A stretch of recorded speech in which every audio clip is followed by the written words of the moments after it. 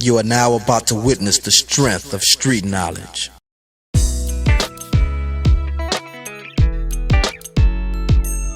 All right, my name's Raul. What's yours? Rozetta. Rozetta. Okay, pretty name. Nice to meet you. Nice to meet you. Rosetta Stone. Yeah, What? Where's the name come from? Did you? my grandma. Oh, okay, that's really pretty. Thank you. Me and my wife are always trying to like brainstorm names if we have more kids, you know. So I'm gonna put that on my list. Thank you. Mine's spelled with a Z though. Oh, really? R-O-Z-E-T-T-A.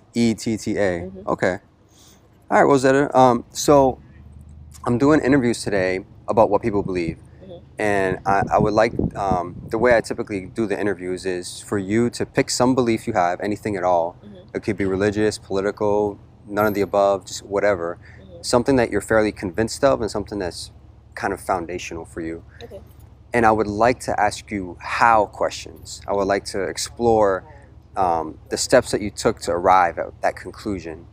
And, you know, get a sense of your certainty of whatever that belief is, but mostly like the process of your thinking, what led you to that belief, and how do you know it's true? Okay. So, does that sound good? Okay. So let's start with what belief would you like to talk about? Well, we could talk about religion. Okay, religion. What do you want to be a little bit more specific? What do you mean religion? You could say Christianity. Christianity. Do you want to like kind of define what you mean when you say Christianity? Like, what do I believe about Christianity? I just believe in the Bible. Okay. I don't know about the whole religion, just the Bible. Okay. So we'll say the Bible. So if we had to encapsulate this in like a statement, I'm thinking, what would it be? Christianity is true, the Bible is true, The Bible something is like that? true, yeah. Okay, so the Bible is true. So maybe we can explore that. So let me ask, why do you believe the Bible is true? Because it's like when I read it, it's not like how you read like a fictional story or something, somebody, a bibliography or somebody who's like somebody. For me, it's like a guideline of how to live your life, so I can't compare it to other people because they're just like me. But from the older, it gives the Old Testament and the New Testament, and you can see the differences of how they were living back then. But in the What do you mean? like before there were laws, like how to live life or whatever, that's in the Old Testament. And then when they got the laws for the New Testament, you could see I don't know how to explain it, but like the differences between the two. The difference between the Old Testament and the New Testament? And the way they were living back then, yeah. How does that how does that for you serve as a reason why you know it's true? It's like it's just like stuff I've been through that helps me realize like it's actually somebody out there watching over me, because I had like a lot of near-death experiences, but it's like no way I should be able to be alive today. Like I was like 3 years old and drunk a whole thing of bleach before, and that's supposed to like kill you, so they say. And I got been through car accidents where the car flipped over, almost caught on fire, and everything. Like it's been too much for me to like not believe in something. Okay, so that kind of gets into another area. So the first thing we talked about, or that you mentioned, was the Bible. And you said you know the Bible to be true because of it serves as kind of a guideline for how to live life. Yeah, because it's not necessarily in the Bible. It doesn't necessarily speak of a certain religion, so that's why I can't say like Christianity, because it doesn't talk about it in the Bible. It's just like The Bible doesn't talk about Christianity? not necessarily.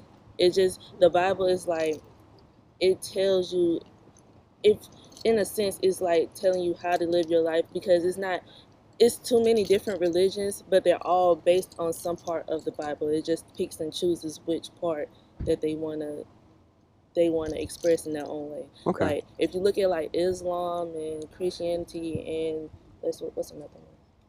Like Buddhism. Yeah, in a way they all saying the same thing, but in different ways. Okay. That's why the Bible doesn't exactly speak on just one overall religion. So you believe that the Bible is true, and the reasons that you believe this, it sounds like you have two main reasons. Number one, it serves as a guideline for how to live life. And number two, you've been through certain things that reflect, like, I don't really know how to explain it. Like, out of those two reasons, concerning why you believe the Bible is true, what would you say is the most primary one, is the most important one, weighs the most for you as far as? I say the guideline. Okay, so let's focus on that then. Guideline. You believe the Bible is true because it serves as a guideline for how to live life. Hmm. What about this makes the Bible true? Because I don't really know how to explain it. It's like it's like you it's like the saying, like, if you do good unto others, other good comes unto you. Mm-hmm. So if you live your life right, you will be blessed abundantly, or however you want to say it. Do good to others, and good will be done to you. Yeah, like treat your neighbor as yourself. So you're saying that guideline That's just like one of the examples from it. of Like, that'll something help. Yeah. of something that you think makes the Bible true. Hmm. When you say the Bible is true, what do you mean by that? Like the word of the Bible, like you can apply like different verses to any aspect of your life, Mm-hmm. and it'll fit like spot on. So it has to have some truth to it. Okay. So do good unto others, and good will be done. That's like one example of something that you found to be true in the Bible. Is it possible that the Bible could have things like this, and yet it not be 100% true in all that it says and teaches? You can't necessarily say that just because if you do the good doesn't mean the good is going to automatically come right back. It might be later on in life or later on, like next week or something. There's no direct timeline when it'll happen, but it'll happen sooner or later. It's just on the right timing. When you say the Bible is true, do you mean that it is 100% true in everything that it says and teaches? Yeah, eventually, yeah. Okay. If you were to find something that were not true in the Bible, would that decrease the level of confidence that you have in its truthfulness? No, And why is that? because it's just my belief is just too strong to doubt it. Hmm. What would it take to decrease your level of certainty in the truthfulness of the Bible? What kind of untrue thing would you have to find in the Bible in order to say, okay, maybe it's not 100% true?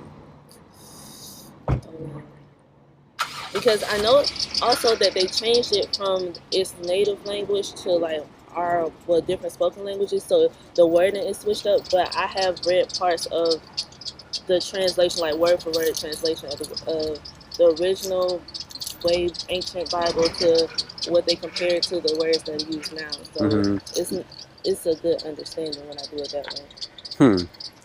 If hypothetically, if you were to find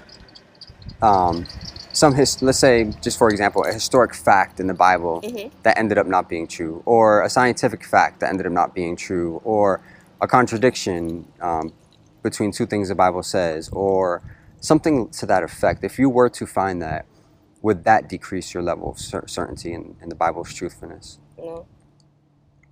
Okay. What if, and you said the reason it wouldn't shake your certainty is because your faith is too strong.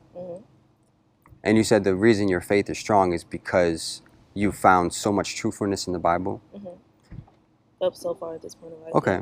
So what I'm having trouble understanding is, on the one hand, if finding true things in the Bible establishes its truthfulness, how come on the flip side, finding untrue things in the Bible wouldn't establish its untruthfulness? Because I have yet to find something that wasn't true about the Bible. Okay, I know, but I asked you, like, hypothetically, if you were to... Yeah, but I don't know, because I'm not a good hypothetical thinker, so I couldn't really answer that. Like, still don't think it'll change anything. Would you be willing to follow the evidence where it leads if you were to find something that were untrue in the Bible? Would you conclude that maybe the Bible is not 100% true? Or would you continue to maintain your position that it is 100% true? I just maintain my position in the faith, so is because people can interpret it different ways, so I just know how my faith is, and that's what my stand is on the belief of my faith that I got from the Bible. From reading it, my faith got stronger, so that's where the strength is coming from, not just how somebody else interprets it. Okay. How I guess this is kind of the same question, but I'm just trying to make sure I understand. How willing would you be to change your mind if you found evidence? Probably not too willing. Not too willing. Yeah. And the reason for that is? Because it's too deep ingrained in me to know. Like, I don't understand. I don't know how to explain it to you. It's just my whole life I've been reading the Bible since I was like could read, so I just don't understand. I don't think anything hypothetically could make at this point could make me change my mind about it. I'm wondering if the Bible hypothetically were not true. How would you come to that conclusion? How would you find out? Like whoever wrote it would have to sit down in front of me and tell me that they made it up or whatever, or it's not that. Like I don't know, because I can't think of anything that'll make me change my mind about it. Okay. Unless like the Lord Himself tells me else to choke. Okay. What if? I mean, I guess the question I wonder is, do you have that level of evidence to establish your currently held belief that it is true? If you would require something so miraculous as God Himself paying you a visit to establish its untruthfulness, do you currently have that level of evidence to establish its truthfulness? I don't have that level. So I wonder why, on the one hand, do you require something so miraculous to disprove it, but you don't require anything nearly that miraculous to prove it? Because it's easier to prove something when you have, how do I explain this? It's like, it's a difference between proving one or the other. Like, it's easier, you can find easier examples to prove the Bible is true than to prove that it's not true. You mentioned something earlier that I think was interesting. You said that other holy books have similar teachings. Do you think that finding those true things in those other holy books, whether it's the Quran or whatever, do you think that establishes the truthfulness of those books? It could, yeah. Because if they're all basically saying the same thing, then why is it wrong? Like, what would be wrong about it? What if the Bible taught one thing, and then another holy book taught something that contradicted something the Bible said? How would we, if they're both true and they both have true things in them, how do we determine which one is telling the truth? You have to like show me a comparison what's being contradicted. Right? Okay, well, I don't know, just a theoretical example. The Bible says Jesus is God. The Quran says Jesus is not God. See, the Bible didn't say Jesus is God. Jesus is the Son of God. So that they still kind of saying the same thing. Okay, here's another example. Let's say the Bible says there is one God, and another, just some holy book says there are many gods. See, but the holy book could be talking about the many gods like Zeus or something, the mythology gods. It's just mythical. Well, but if that holy book has true statements in it, like... Because you can mix the truth with lies. So how would you determine whether or not that's the case with the Bible? How do we determine whether or not the Bible is truth mixed with lies? Because the Bible, it's like, it's not written just by like one person. It has different authors throughout it that tells of their life. It's just like a journal entry kind of, like they're telling how life was for them and how they overcame or what they went through or how they got through it or whatever, how people were living back then. And then they compared it, like the Old Testament, then they compared it with the New Testament when Jesus was here, and how things either were the same or were different, or how it could have got better or worse or whatever. But in like the Quran, I haven't read the Quran or anything, but I know it's not that long or so, because they make their kids like memorize it by the age of 5 or something like that. So they have some of the same stuff, because my best friend is Muslim, so they have some of the same things, but it's not all the way the same because of how the creator of the Quran interpreted it. Yeah, I don't even know that's how I pronounce that right, but interpreted it. So they just based it off that one person's interpretation of what they believe from whatever I don't know if they read the Bible on their own, but from whatever they believe coming up, and they wrote the Quran on it. So having different people who lived in totally different lifetimes say some of the similar stuff or whatever, or have reporting to the same, like their whatever they went through came down to the same person that helped them through it based on one person talking about their own belief or however they wrote theirs. It's a difference. Okay. So you're saying the Bible is not truth mixed with lies because it was written by multiple people at different times. Yeah, and they all, I don't know if you read it or not, but they all have like, what's the word? Like they have their own trials and tribulations at different points throughout their lifetimes or throughout years or whatever.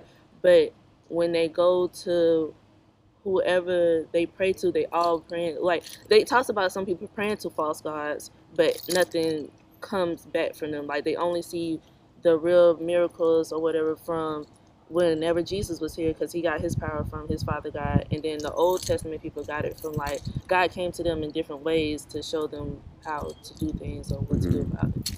So you're saying you know that the Bible is not truth mixed with error because it was written by multiple people at multiple times.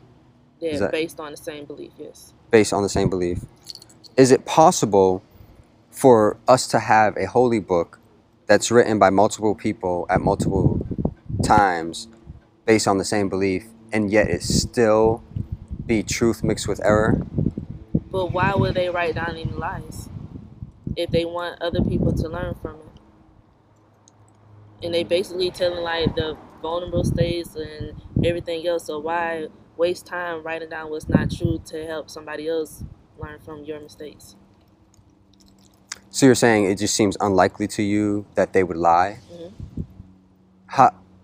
How do we determine how likely it is that they would lie? Because all those people are gone, so we can't ask them or anything. But you think it's more likely that they didn't lie? Yeah. And how did you determine that it's more likely that they didn't lie versus did lie? It's different if you read it on your own and you apply it to your life, you can better relate to it.